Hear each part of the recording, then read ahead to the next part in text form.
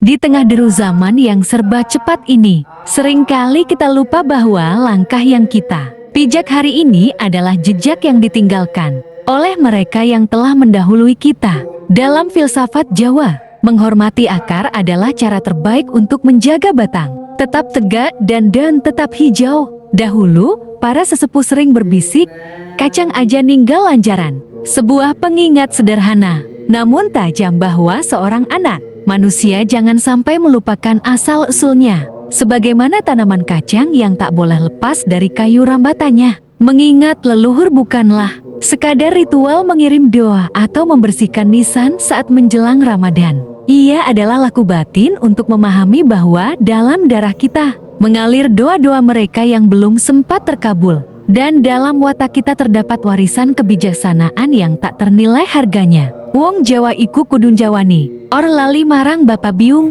Simbah, lan para leluhur kang dadi lantaran anan kita ingalam donya. Orang Jawa itu harus memahami jati dirinya, tidak lupa pada ayah ibu, kakek nenek, dan para leluhur yang menjadi perantara keberadaan kita di dunia.